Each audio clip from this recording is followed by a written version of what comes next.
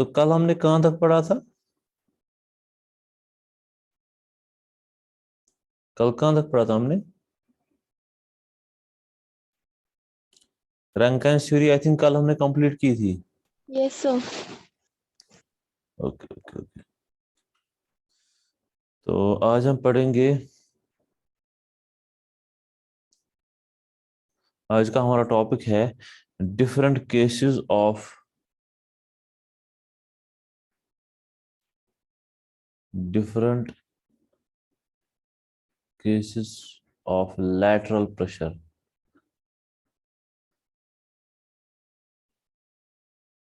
इन cohesionless soil.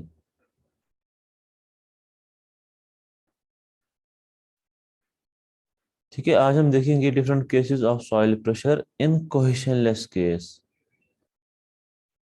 जब soil cohesionless है तो वो कितना लैटरल प्रेशर एक्सर्ट करती है, आज हम वही केसेस देखेंगे।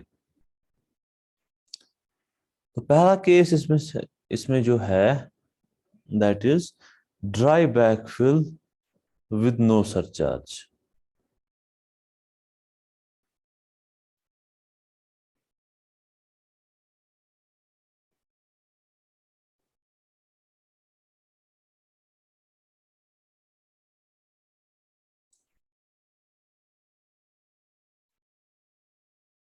Dry backfill with no surcharge. तो अगर हमारे पास एक रिटेनिंग वॉल है, if we have a retaining wall of height H,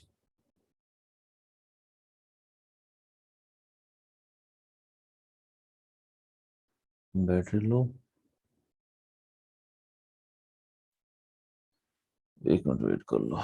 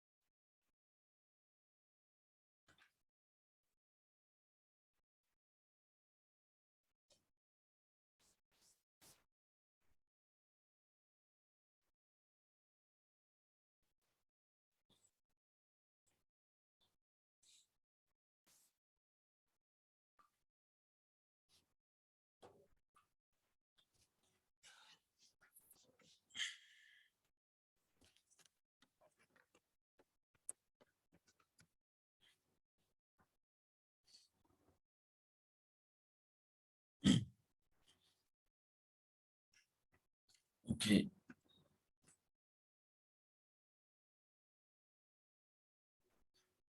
now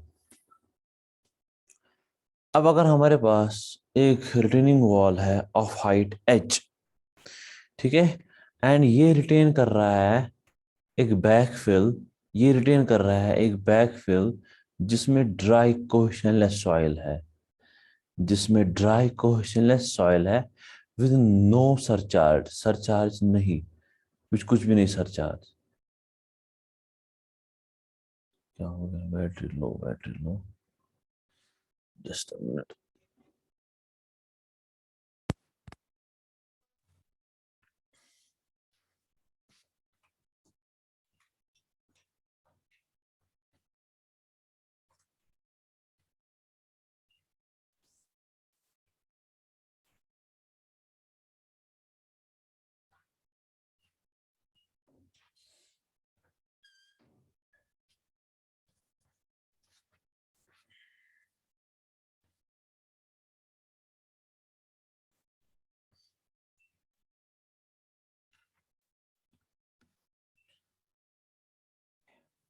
तो यहाँ पे सरचार्ज भी नहीं है।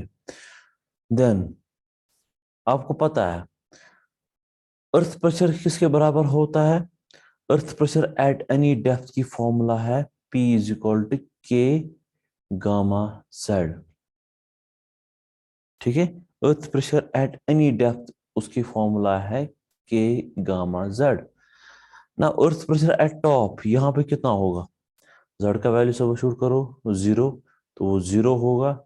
अर्थ प्रेशर एट बॉटम वो कितना होगा, के गामा एच, तो वो इतना होगा।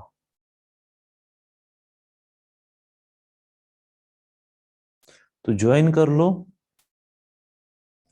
सो the variation of earth pressure will be linear. तो यहाँ पे अर्थ प्रेशर जीरो है, यहाँ पे अर्थ प्रेशर है K gamma H. Now the total force due to earth pressure या टोटल अर्थ प्रेशर पी वो होगा बराबर इस ट्राइंगल का area, so that will be half of base के gamma H into altitude, altitude H है, so P will be equal to 1/2 K gamma H square. अब ये कहाँ पे एक्ट करेगा, ये टोटल फोर्स कहाँ पे एक्ट करेगा, वो एक्ट करेगा at the centroid of this pressure diagram.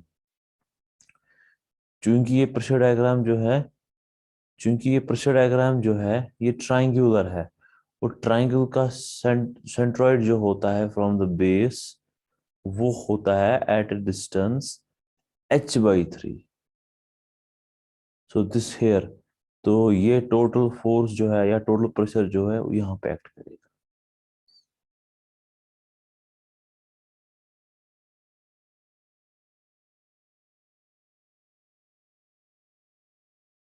So this is the formula for, ये है formula for total force due to earth pressure per unit length of the retaining wall.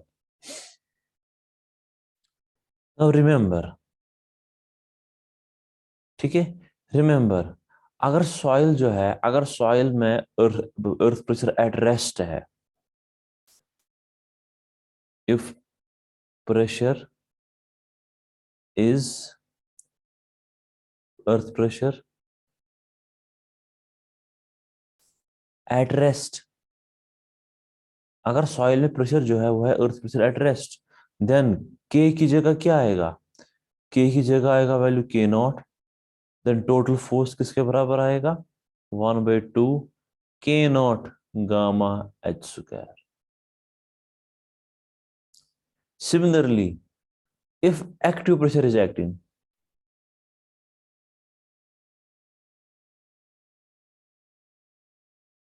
अगर active pressure आ रहा है तो के आएगा बराबर के ए के, तो टोटल प्रेशर किसके बराबर आएगा, हाफ ऑफ के ए गामा एच स्क्वायर। एंड अब अगर प्रेशर पैसिव है,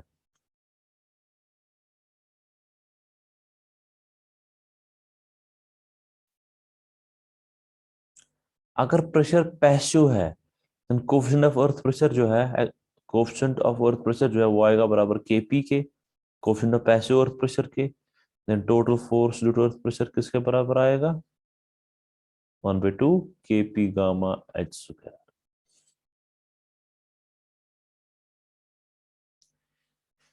ये क्लियर हुआ सबको,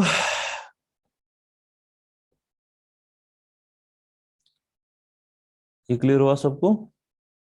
yes sir. Yes, hmm, yes, sir.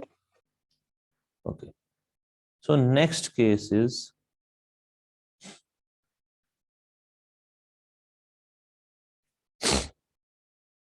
next case is submerged soil.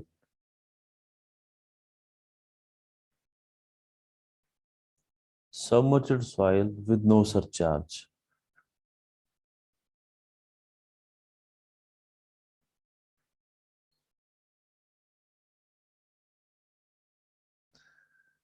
वही ले लो, एक रिटेनिंग वॉल ले लो ऑफ हाइट h, ये हमने एक रिटेनिंग वॉल कंसिडर किया ऑफ हाइट h।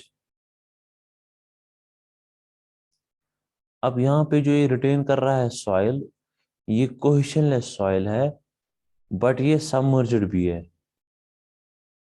जब ये सबमर्ज्ड भी है तो इसका मतलब क्या है, यहाँ पे कहीं पे वाटर टेबल है।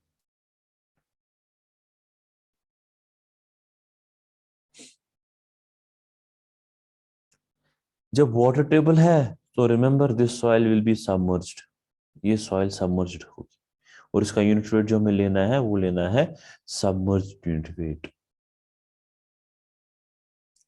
अब इसका प्रेशर अगर हम टॉप पे देखेंगे, प्रेशर एट टॉप, प्रेशर की फॉर्मूला हमें पता है। अब प्रेशर की फॉर्मूला जो है वो के गामा जेड है, लेकिन चूंकि यहाँ पे सॉइल सबमर्ज्ड है तो यहाँ पे आएगा के गामा सबमर्ज्ड जेड। यहाँ पे प्रेशर की फॉर्मूला थोड़ी सी मॉडिफाई होगी, क्यों? क्योंकि गामा की जगह गामा सबमर्ज्ड आएगा। अब टॉप पे कितना प्रेशर आएगा? टॉप पे प्रेशर जीरो ही आएगा, क्योंकि जेड का वैल्यू जीरो है। बॉटम पे प्रेशर कितना आएगा? बॉटम पे प्रेशर आएगा के गामा डैश एच। तो ये होगा के गामा डैश एच। अब चूंकि यहाँ पे वाटर भी है, सॉइल में वाटर भी है, तो वाटर भी एक लैटरल प्रेशर एक्सर्ट करेगा रिटेनिंग वॉल पे। तो वाटर कितना प्रेशर एक्सर्ट करेगा? वाटर प्रेशर की जो फॉर्मूला है, वाटर प्रेशर की जो फॉर्मूला है पीडब्ल्यू, वो है gamma W into Z.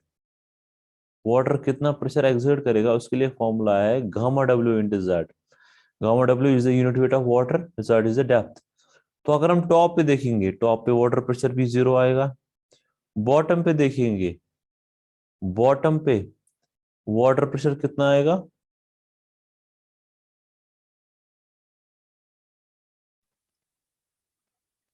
Gamma W into H. H. So this is the water pressure at the bottom.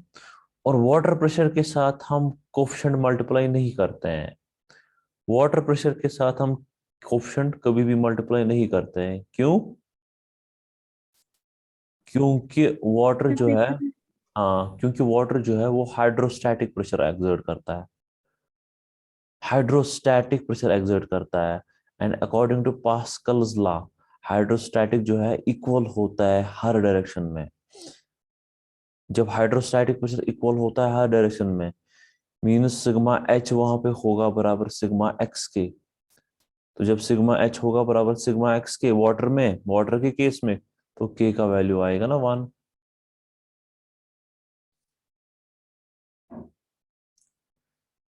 ये समझ आया सबको? सर सिग्मा एच की सिग्मा जेड। सिग्मा, चलो सिग्मा जेड ही रख लो, वर्टिकल आप सिग्मा जेड ही रख लो बस। Yes sir. वॉकिंग को समझ आया? Yes sir. जी सर। ओके, फिर समझ आया? Yes, sir. Okay, now pressure at top, pressure at top, यहाँ पे प्रेशर कितना होगा? जीरो। यहाँ पे कितना होगा? ये। देयरफॉर अब total force due to earth pressure, total force due to earth pressure वो आएगा इसका एरिया प्लस इसका एरिया। तो अगर हम डायग्राम 1 रखेंगे, ये डायग्राम 2 रखेंगे, तो वो आएगा P1 plus P2। So total force due to earth pressure वो आएगा बराबर इसका एरिया। P1 कितना आएगा? हाफ ऑफ बेस के gamma dash H into H हो गया एच स्क्वायर प्लस इसका area half of K, sorry K नहीं आएगा, half of gamma W into H हो जाएगा एच स्क्वायर। एक्टिंग एट कहाँ पे एक्ट करेगा? दोनों ट्राइंगल्स है exactly h/3 from base, base से ये h/3 डिस्टेंस पे एक्ट करेंगे। अब वही देखो, अगर अर्थ प्रेशर एट रेस्ट है,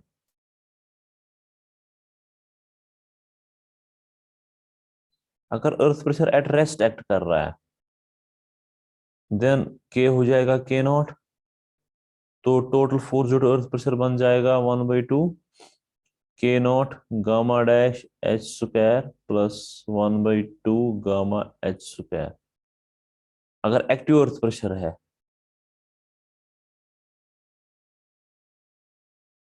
अगर एक्टिव अर्थ प्रेशर एक्ट कर रहा है, के बन जाएगा के ए, तो P will be equal to 1/2 K gamma dash H square plus 1/2 gamma H square. और अगर पैसिव प्रेशर एक्ट कर रहा है,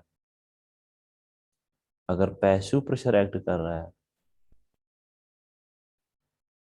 then P will be equal to 1/2 Kp gamma dash h square plus 1/2 gamma h square.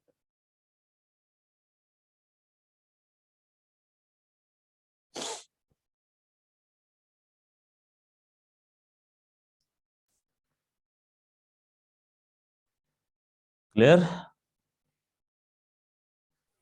Yes, sir. Yes, sir.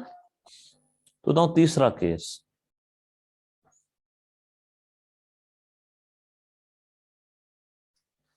half submerged soil with no surcharge.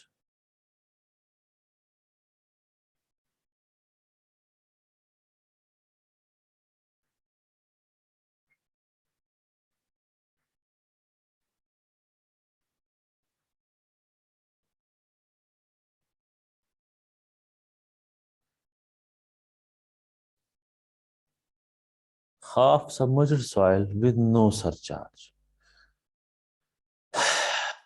अब क्या है, अब एक रिटेनिंग वॉल है जिसकी हाइट तो हमें पता है कितनी है, h है।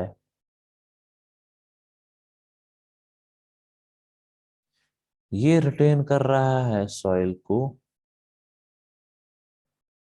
बट ये सॉइल जो है आधी सबमर्ज्ड है। आधी सबमर्ज्ड का मतलब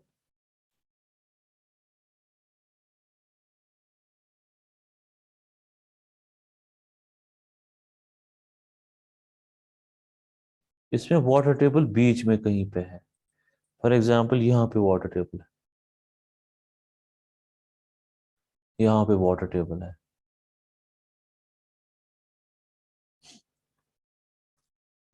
अगर ये वाटर टेबल है तो this soil will now be submerged, ये सबमर्ज्ड हो जाएगी, ठीक है। एंड ये सॉइल या तो इसका unit weight bulk unit weight होगा या इसका unit weight dry unit weight होगा। अगर ड्राई है तो गामा डी इसका बल्क यूनिट वेट है, अगर मॉइस्ट है तो गामा इसका बल्क वेट है। तो let's keep this height as h1।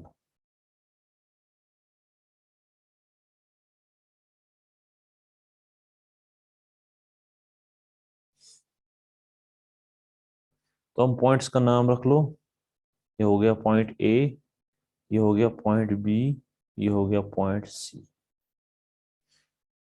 Now अब यहां पे ड्राई सॉइल है, यहां पे ड्राई सॉइल है, यहां पे सबमर्ज्ड सॉइल है।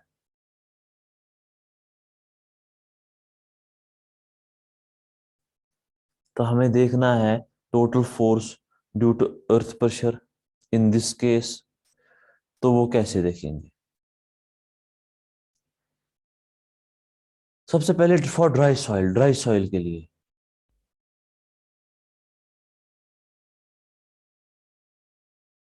ड्राई सॉइल के लिए प्रेशर एट ए पे कितना प्रेशर होगा, यहां पे कितना प्रेशर होगा, ए पे 0 होगा। 0.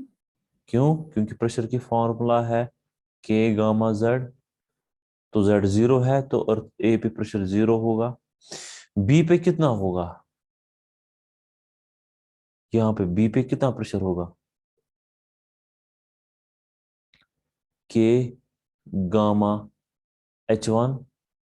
अगर हम गामा डी नहीं लें, गामा ही लें, तो यहाँ पे प्रेशर आएगा के गामा h1। और अगर हम वो डायग्राम की फॉर्म में दिखाएंगे तो वो कुछ ऐसा आएगा।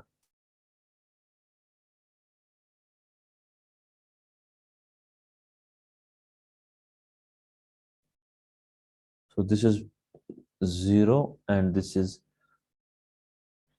K gamma H1. Now this soil,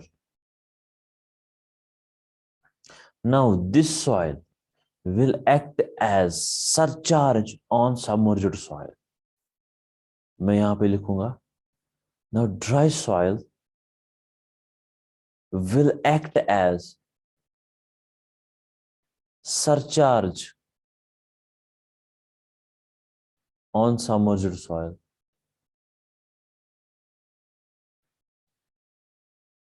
ये एक्ट करेगी as surcharge on submerged soil. और सरचार्ज केस चूंकि हमें इसके बाद पढ़ना है, फिलहाल आप याद रखो सरचार्ज लोड की वजह से अर्थ प्रेशर यूनिफॉर्म रहता है। तो यहां पे मैं लिखूंगा earth pressure due to surcharge remains constant throughout the depth of retaining wall.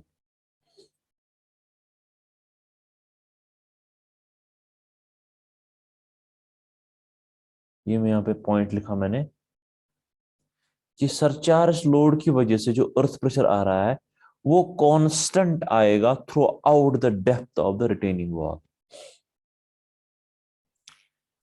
ठीक है, तो मैं यहां पे लिखूंगा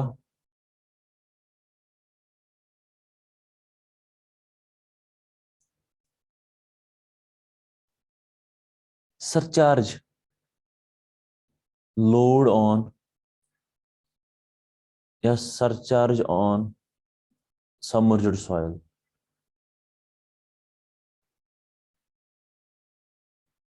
वो क्यों हम रखेंगे? अब सरचार्ज कितना आ रहा है, सरचार्ज कितना आ रहा है सबमर्ज्ड सॉइल पे? वो आएगा इस सॉइल का वेट, ड्राई सॉइल का वेट आएगा ना, ड्राई सॉइल का वेट। सरचार्ज कितना आ रहा है सबमर्ज्ड सॉइल पे? वो आएगा इस ड्राई सॉइल का वेट या इस मॉइस्ट सॉइल का वेट। तो वो वेट किसके बराबर होता है? वो होता है बराबर unit weight of that soil multiplied by depth. Depth कितनी है? h1। सो सरचार्ज लोड आएगा बराबर गामा h1। ठीक है, तो now earth pressure due to this surcharge,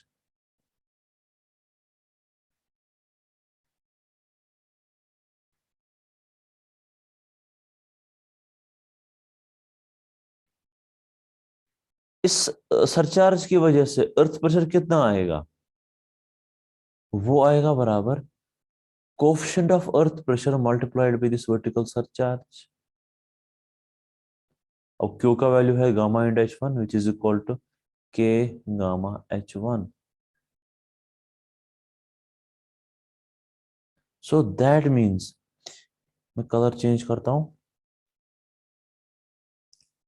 that means यहां पे इस सबमर्ज्ड सॉइल में टॉप पे यहां पे प्रेशर होगा ड्यू टू सरचार्ज लोड के गामा h1 और वही बॉटम पे भी होगा।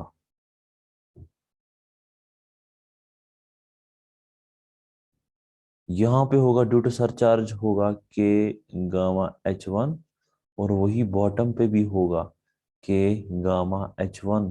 क्यों? क्योंकि मैंने आपको बोला earth pressure due to surcharge load जो है वो कांस्टेंट रहता है throughout the depth of the retaining wall. और टॉप पे सरचार्ज लोड की वजह से अर्थ प्रेशर आ रहा है के गामा h1, तो नीचे भी सरचार्ज लोड की वजह से जो प्रेशर आएगा वो आएगा के गामा h1। ये क्लियर हुआ सबको? Yes, sir. शोएब क्लियर हुआ? Yes, sir. नाउ अब तो हो गया सरचार्ज लोड। अब इस सबमर्ज्ड सॉइल का निकालो, इस सबमर्ज्ड सॉइल की वजह से कितना अर्थ प्रेशर आएगा? ऑब्वियसली अब ये सबमर्ज्ड सॉइल यहां से होती है, पॉइंट बी से स्टार्ट होती है, तो पॉइंट बी पे प्रेशर 0 आएगा। नीचे कितना आएगा प्रेशर?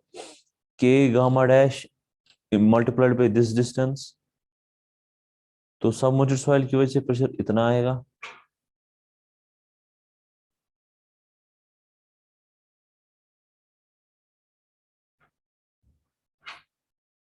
अब ये कितना होगा? यहाँ पे सबमर्ज्ड सॉइल की वजह से यहाँ पे प्रेशर 0 होगा। यहाँ पे कितना प्रेशर होगा? के gamma submerged into height, height इतनी आएगी। अब ये हाइट कितनी है? ये आएगी h minus h1।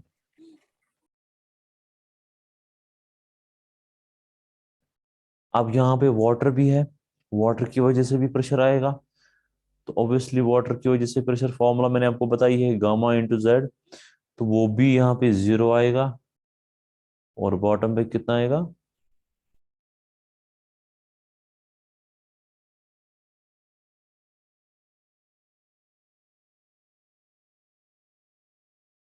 Water pressure भी यहाँ पे 0 आएगा, और यहाँ पे कितना आएगा, बॉटम पे कितना आएगा pressure, gamma W into H minus H1. H minus H. खत्म मसला। अब आपको क्या निकालना है, आपको निकालना है, दो चीजें निकालनी है आपको। निकालना है एक तो total force due to this earth pressure, इस अर्थ प्रेशर की वजह से टोटल फोर्स कितना आ रहा है रिटेनिंग वॉल पे पर unit length, and line of action of this force, इस फोर्स का लाइन ऑफ एक्शन कहां पे होगा। इस डायग्राम को हम रखेंगे डायग्राम 1, इसको 2, इसको 3 एंड इसको 4। तो total force due to this earth pressure आएगा P1 plus P2 plus P3 plus P4. So P will be equal to P1 total force due to the first diagram, इस diagram की वजह से वो आएगा इसका एरिया, वो आएगा हाफ ऑफ के gamma H1 square plus P2, वो आएगा इस वाली डायग्राम का एरिया, वो आएगा के gamma H1 into H minus H1, के gamma H1 into H minus H1 plus P3, वो आएगा इसका एरिया, वो आएगा के gamma dash H minus H1 into H minus H1, वो आएगा के सॉरी वो आएगा हाफ ऑफ के gamma dash H minus H1 into H minus H1, तो हो जाएगा स्क्वायर प्लस लास्ट वाला वो भी ट्राइंगल है, हाफ ऑफ बेस कितना है gamma W into H minus H1 into H minus H1 का square. So this is the, ये हो है, तो ये होगा total force due to earth pressure, ये होगा total force due to earth pressure. अब हमें क्या निकालना है, लाइन ऑफ एक्शन निकालना है। तो लाइन ऑफ एक्शन हमें, अगर आप देखोगे इन हर किसी डायग्राम का अपना अपना लाइन ऑफ एक्शन होगा, हर किसी डायग्राम का अपना अपना लाइन ऑफ एक्शन होगा। तो हमें क्या निकालना है, हमें निकालना है रिजल्टेंट सीजी, हमें निकालना है रिजल्टेंट सीजी। तो रिजल्टेंट सीजी हम निकालते हैं, वो हम रखते हैं एच बार के बराबर। So resultant CG will be equal to P1 H1 plus P2 H2 plus P3 H3 plus P4 H4 divided by P1 plus P2 plus P3 plus P4। अब H1 क्या है, H1 is the distance of CG of the first diagram from the base, यहां से कितनी distance है, ठीक है। So this distance is, ठीक है, बेस से कितनी डिस्टेंस है ये वाला CG, तो वो किसके बराबर आएगा, वो आएगा बराबर H1/3 प्लस H। अब देखो H1 will be equal to capital H1/3 plus H। H2 will be equal to distance of CG of diagram 2, वो आएगा बराबर H माइनस H1/2। आप देखो करेक्ट है ना। H3 distance of CG of third diagram, वो आएगा simply H minus H1/3 and H4 आएगा बराबर H माइनस H1/3। अब देखो इसी के बराबर आएगा सर H1 कहाँ आएगा इसके बराबर? नहीं आएगा सर ये H1 नहीं आएगा इसके बराबर। ये आएगा H1/3 और प्लस माइनस H1। H देखो माइनस H1। देखो H3 है ना, H3 है इस ट्रायंगल का, ट्रायंगल थर्ड का CG। ट्रायंगल थर्ड का CG होगा ना यहाँ पे। अब मुझे बताओ ये वाली डिस्टेंस कितनी होगी, ये वाली डिस्टेंस। सर इसका नहीं, H1 जो पहला वाला आपने लिया ना। अच्छा H1 का, यस सर हाँ मुझे नहीं जस्ट अ आता minute. H1। H1/3 plus H, वही बोल रहे हो? यस जी सर। सर। सर देखो देखो ये ट्रायंगल है, ये ट्रायंगल है, तो इसका CG होगा यहाँ पे, और ये वाली डिस्टेंस कितनी होगी? H1/3। शाबाश। बट हमें देखना है फ्रॉम द बेस, यहां से देखना है। सर H है ना पूरे टॉप तक में, अगर ओ डिस्टेंस। सॉरी, हाँ। ना तो H माइनस तो यहाँ पे ये H नहीं आएगा, एग्जैक्टली ये आएगा प्लस H-H1। क्लियर है? Yes sir.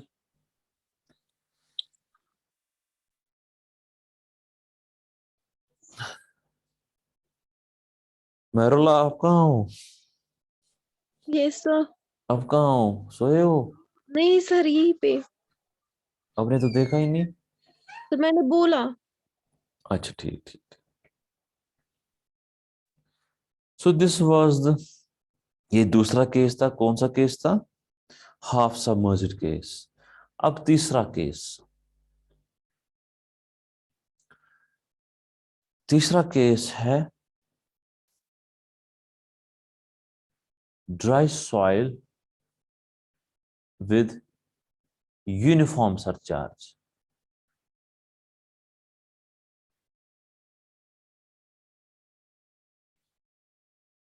Dry soil with uniform surcharge, ठीक है।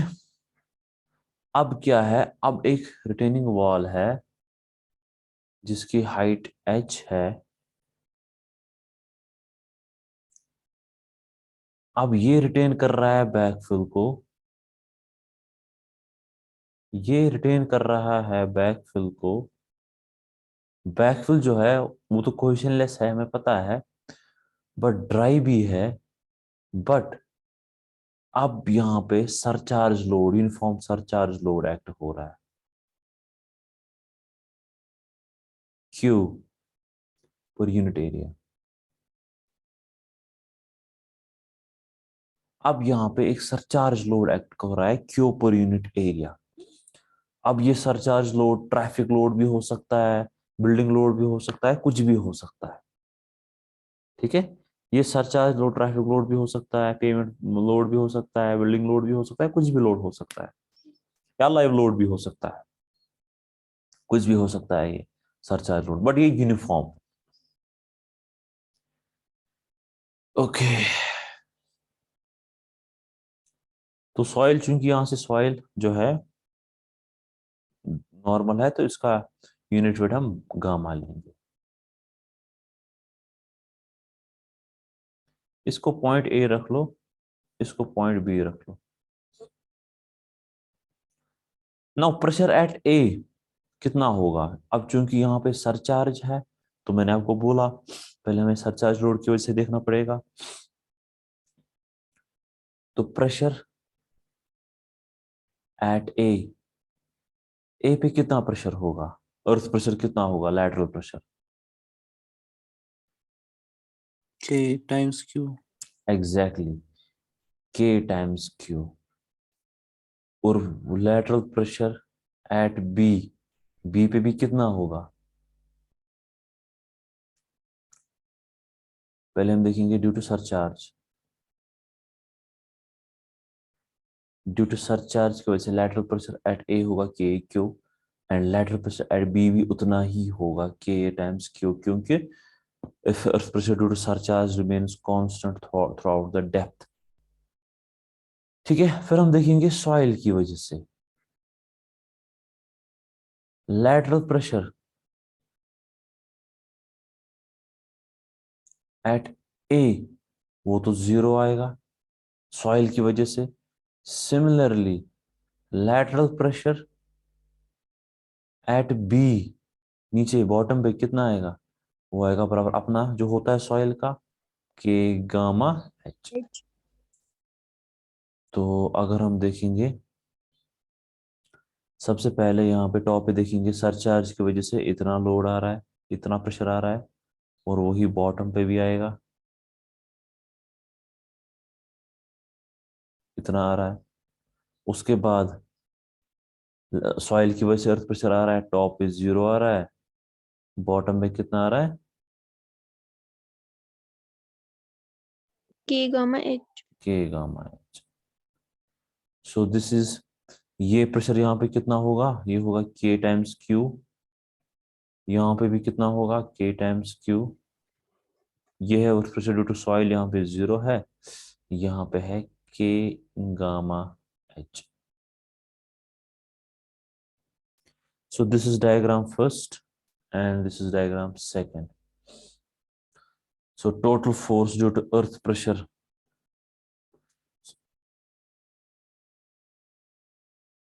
So the total force due to earth pressure P होगा बराबर P1 plus P2। तो P होगा बराबर, अब P1 is the total force due to this diagram, first। तो वो आएगा एरिया ऑफ द रेक्टेंगल, वो आएगा K times Q multiplied K into Q multiplied by length, height कितनी है H, प्लस P2 इस डायग्राम का area, half of K gamma H square. So this will be the total force, ठीक है, total force पर unit length on the retaining wall in this case. अब line of action हमें निकालनी है। So line of action of the CG, line of action of the resultant load कैसे निकालेंगे? Same formula, P1 H1 plus P2 H2 divided by P1 plus P2। Here H1 किसके बराबर होगा? H1 होगा बराबर H/2 एंड H2 किसके बराबर होगा? H/3. H/3।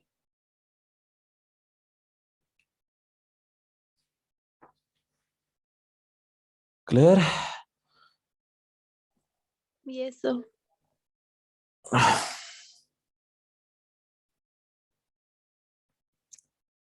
Next case,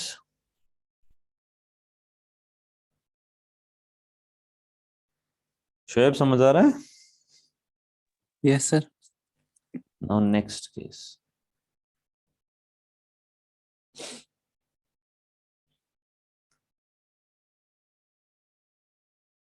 so next case will be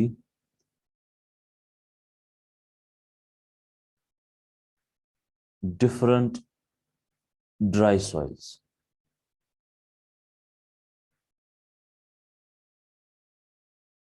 different dry soils. अब इसको दूसरे केस में कह सकते हो आप स्ट्रेटिफाइड।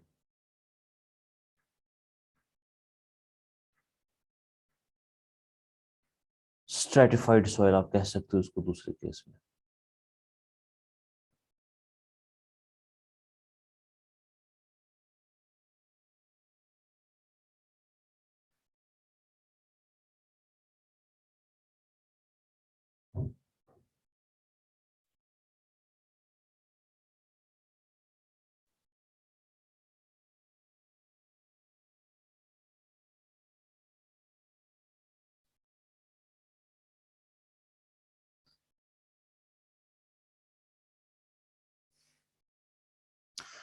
तो ये एक रिटेनिंग वॉल है जिसकी हाइट h है। यहाँ पे जो सॉइल है इसमें पॉइंट्स पहले याद नामकरण कर लो, A B C। यहाँ पे जो सॉइल है उसका यूनिट वेट गामा 1 है और इसका एंगल ऑफ इंटरनल फ्रिक्शन φ1 है। सिमिलरली यहाँ पे जो सॉइल है इसका यूनिट वेट जो है गामा 2 है और इसका एंगल ऑफ इंटरनल फ्रिक्शन φ2 है। एंड ये हाइट h1 रख लो एंड ये हाइट h2 रख लो।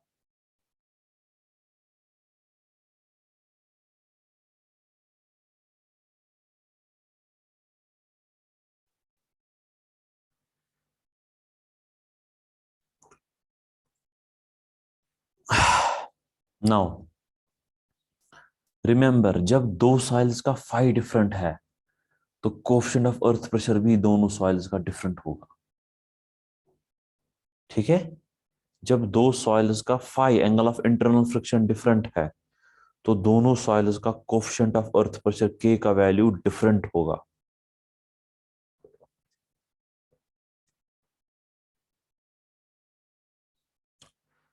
नाउ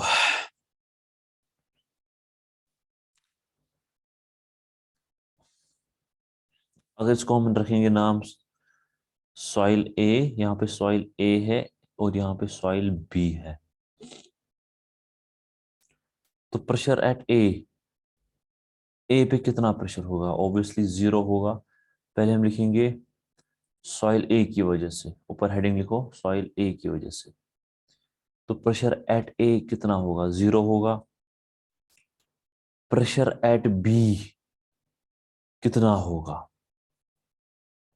K1 गामा 1 H1, यही होगा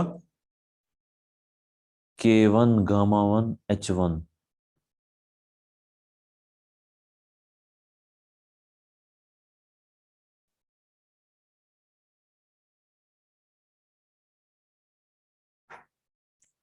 So this pressure here will be K1 gamma 1 H1. Now this soil acts as surcharge on this soil. तो soil A acts as surcharge on soil B, है ना? तो Q surcharge load, तो surcharge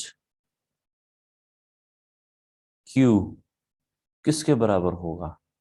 अब यहां पे कितना सरचार्ज लोड है वो किसके बराबर आएगा? वो आएगा इस सॉइल का वेट, इस सॉइल का वेट आएगा, वो किसके बराबर आएगा?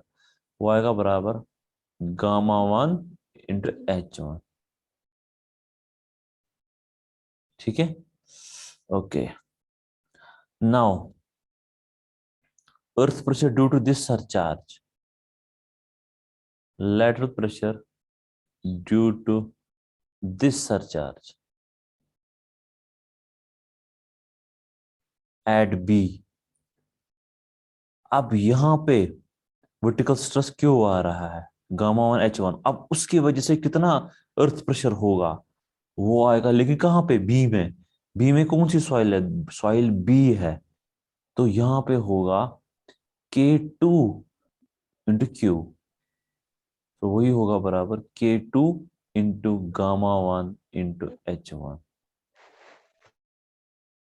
सो यहां पे जो अर्थ प्रेशर आएगा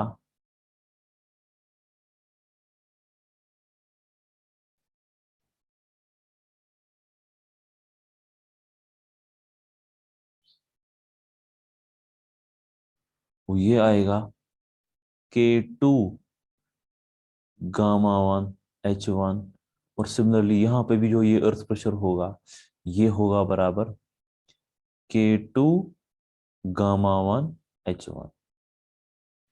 ये सबको समझ आया? Yes, sir. नाउ अब बस हो गया, अब तो आसान है ना। अब सॉइल बी की वजह से देखो, अब प्रेशर देखो सॉइल बी की वजह से अर्थ प्रेशर एट बी वो तो 0 होगा। अर्थ प्रेशर एट सी वो किसके बराबर होगा?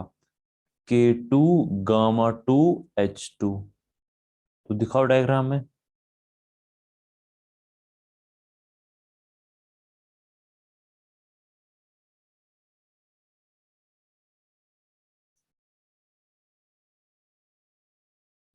This will B K2 gamma 2 H2।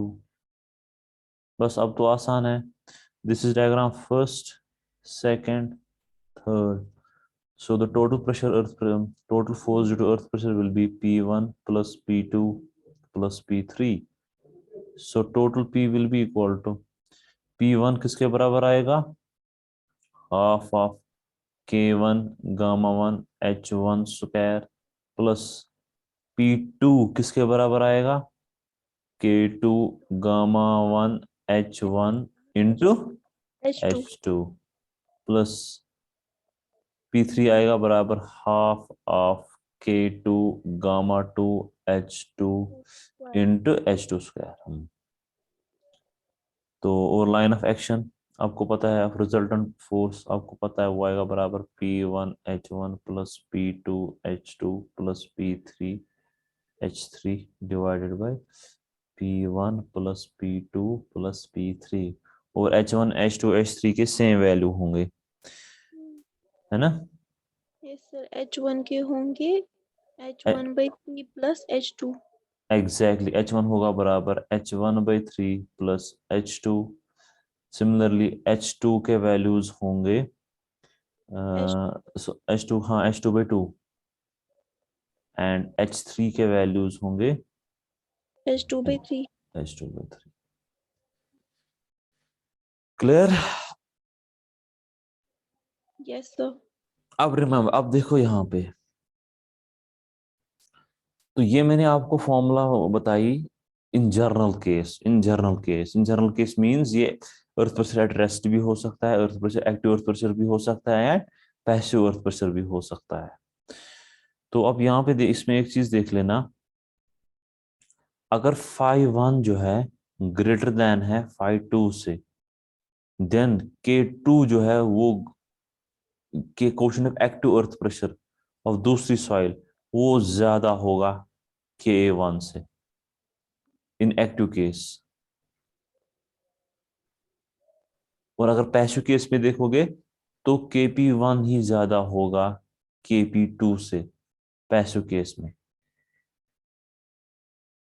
Similarly अगर φ2 ग्रेटर देन है φ1 से, देन Ka1 होगा ग्रेटर देन Ka2 से, कब, एक्टिव केस में, एंड Kp2 बड़ा होगा Kp1 से किस केस में, पैसिव केस में। ये क्यों, क्योंकि Ka जो है वो है बराबर 1 minus sine phi by 1 plus sine phi, reverse है, इनवर्स है, एंड Kp जो है वो है बराबर 1 plus sine phi by 1 minus sine, direct relation है। तो जब आपको ये डिफरेंट वैल्यूज मिल रहे हैं तो रिमेंबर उस केस में आपको डायग्राम ऐसे नहीं मिलेगी, किसी में ये कॉर्नर जो है यहीं पे मिलेगा, किसी में ये कॉर्नर थोड़ा सा बाहर आएगा, वो उसमें आप ख्याल रखना, वो क्वेश्चन में आपको आएगा, उसमें आपको ख्याल रखना है। क्लियर है यहां तक सबको। Yes sir. चले आगे। तो इतना ही। आज तो छुट्टी है, आज क्या करना है, आज तो है ना ऑफ, आज क्या करना है, हाँ?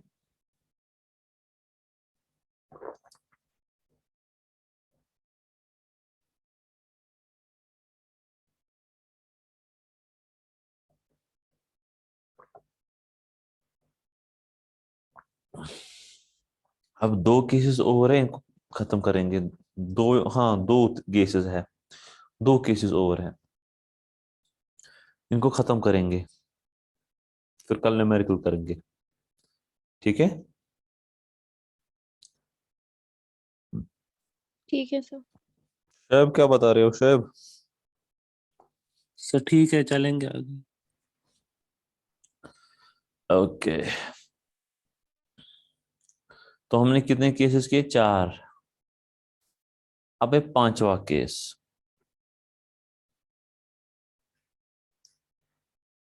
Dry soil with inclined surcharge.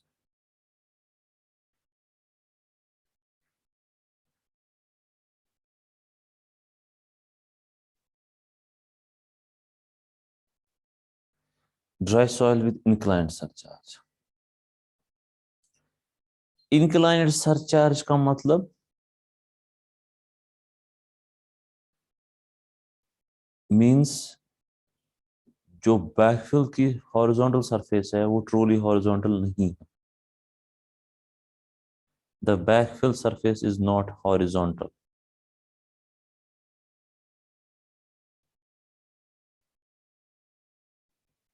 Means इस पे जो बैकफिल सरफेस है वो कुछ ऐसे है।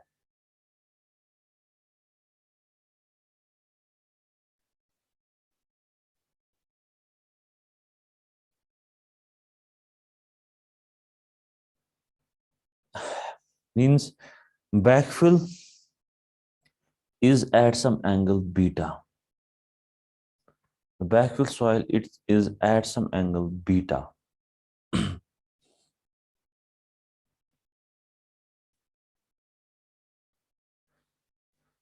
तो अगर आपने देखा होगा, अभी तक आपने केसेस में देखा होगा, हम जो रिटेनिंग वॉल के पीछे जो लेते हैं अर्थ प्रेशर लेते हैं, हम वो ऐसे लेते हैं, ऐसे लेते हैं। अर्थ प्रेशर हम ट्रायंगुलर फॉर्म में ऐसे लेते हैं, parallel to backfill. Parallel to backfill लेते हैं हम अर्थ प्रेशर। क्यों हम लेते हैं पैरेलल टू बैकफिल? क्योंकि हम मानते हैं कि जो हॉरिजॉन्टल एंड वर्टिकल स्ट्रेस है, हम मानते हैं हॉरिजॉन्टल एंड वर्टिकल स्ट्रेस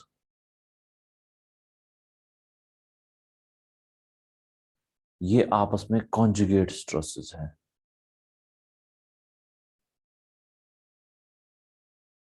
ये आपस में कॉन्जुगेट स्ट्रेसेस है।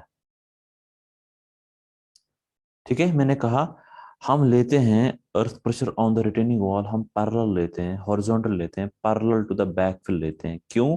क्योंकि हम मानते हैं कि horizontal and vertical stresses in the soil are conjugate stresses. अब कॉन्जुगेट स्ट्रेसेस का मतलब क्या है? कॉन्जुगेट स्ट्रेसेस वो स्ट्रेसेस होते हैं जिसमें एक ही डायरेक्शन होती है parallel to the plane on which another is acting. जिसमें एक ही डायरेक्शन होती है parallel to the plane on which another is acting. For example, this is vertical stress and this is horizontal stress.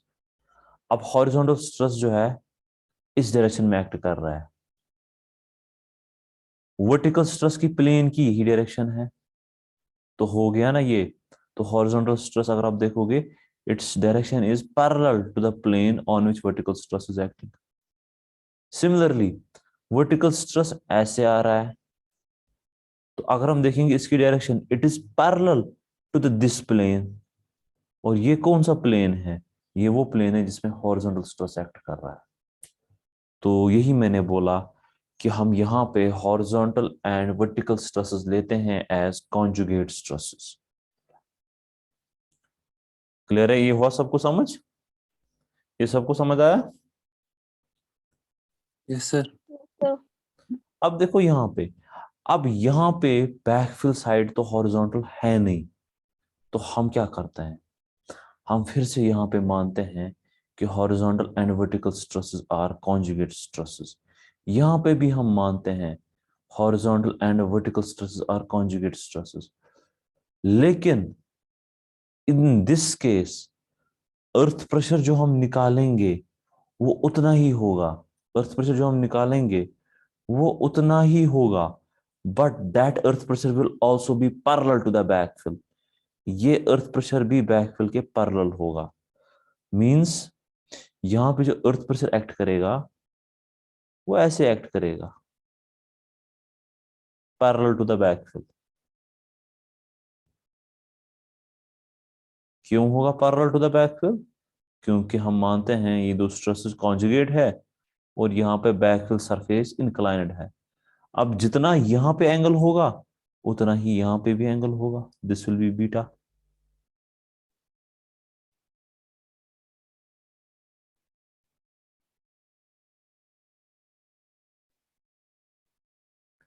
ये earth pressure भी inclined होगा beta से।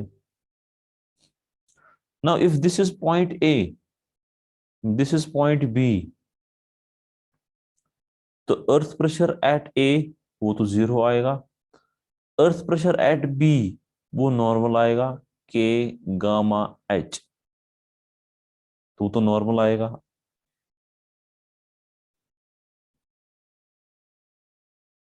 के gamma H, so the total force due to earth pressure, that will be equal to half of base k gamma h square. This will be total earth pressure. और ये कहाँ पे act करेगा? ये act करेगा at the distance equal to h/3 from the base, h/3 from the base,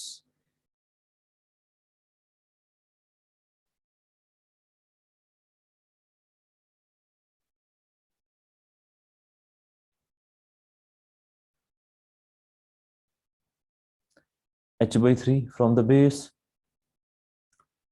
Now अब चूंकि ये इंक्लाइंड है एट सम एंगल बीटा, अगर आपको हॉरिजॉन्टल प्रेशर देखना है, if you want to see the horizontal pressure, तो आपको क्या करना पड़ेगा? इसको रिजॉल्व करना पड़ेगा। So this will be horizontal component, or if this is the total pressure, so this will be the horizontal component PA, and horizontal component will be equal to PA will be equal to P cos beta. So horizontal component of the total earth pressure will be equal to 1/2 K gamma H square into cos beta.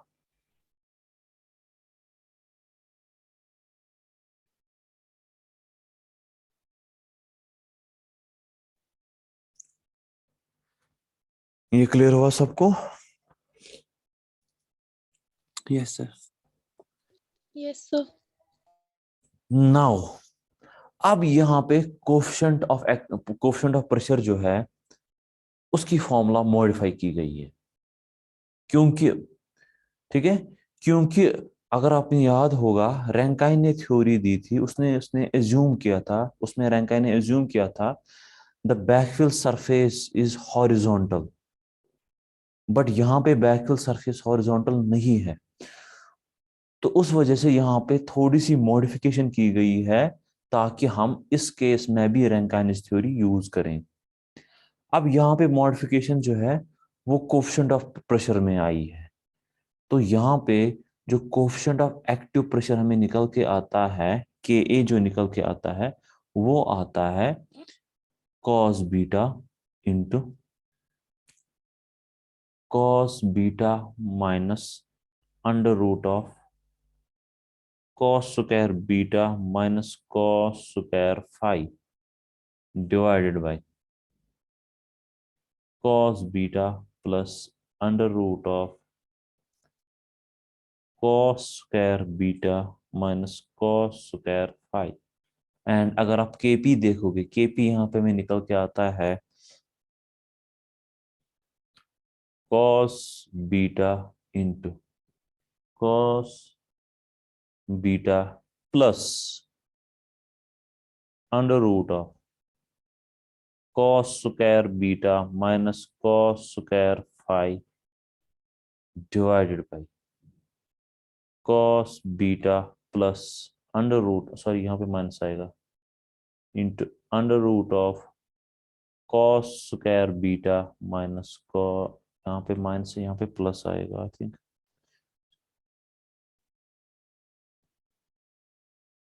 Cos square phi.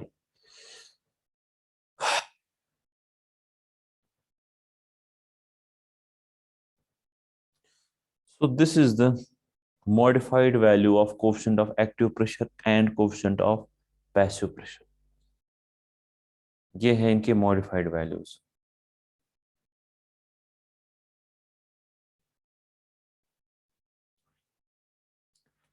I think आज के लिए इतना काफी है, क्योंकि इसमें cases और अभी बढ़ेंगे फिर। काफी है आज के लिए? यस सर ठीक है। Yes, sir. ठीक।